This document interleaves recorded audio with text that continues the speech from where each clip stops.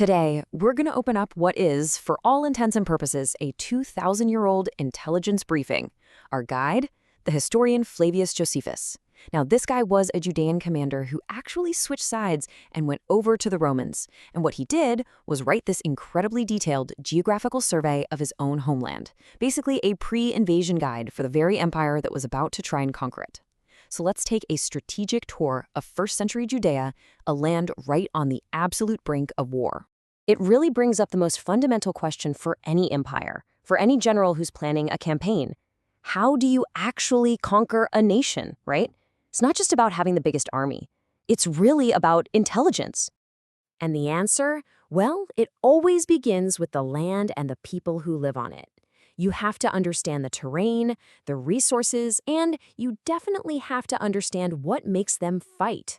And that's exactly what Josephus gives us, this detailed breakdown of his homeland written for his new Roman bosses. Our briefing is going to start up in the north. So our intelligence briefing kicks off in the north, in a region known for its rugged landscape and, well, its even more rugged people. This is Galilee, the land of warriors. The first thing Josephus does here is strategically brilliant.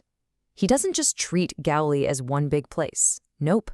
He immediately splits it in two. You've got the mountainous Upper Galilee, right on the border with the powerful city-state of Tyre.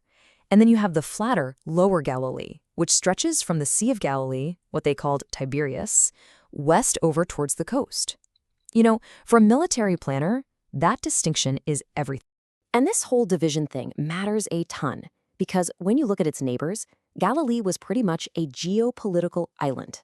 It was completely surrounded by non-Jewish territories and foreign powers.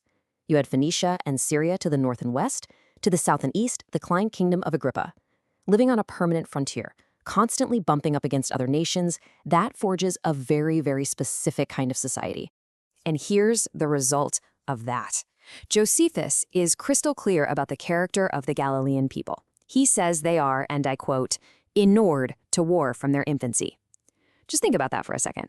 Not just trained for war, but hardened to it, used to it, from the time they were kids. This isn't just a place, it's a crucible. So what are we talking about in terms of manpower? Well, Josephus makes a claim that is, and I'm not exaggerating, absolutely staggering. He says that the smallest of the Galilean villages had a population of 15,000 people. 15,000 in these smallest ones. The population density must have been just immense. So how is a population that dense even possible?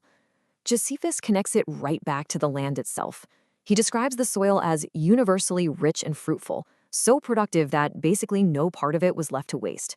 That incredible fertility could support a massive population, which in turn provided a deep, deep reservoir of manpower for any fight. A rich land and a hardened people. That is a truly formidable combination. All right, so from the warrior north, our briefing now moves south, into what you could call the agricultural engine of the country, the fertile core regions of Perea and Samaria. Josephus lays these two central lands out as this fascinating contrast. So on one hand, you've got Perea, which is east of the Jordan River. It's a larger area, yeah, but a lot of it is rough, desert-like terrain. Its agricultural power comes from mountain streams and reliable springs, which were just perfect for growing olives, vines, and palm trees. But then you have Samaria. It's a land of hills and valleys, kind of like Galilee, and it relies mostly on lots of rain. And its specialty? Amazing grass, which meant their cattle produced more milk than anywhere else. And strategically, Samaria is the absolute linchpin. It sits right between the martial north of Galilee and the political heartland of Judea down in the south.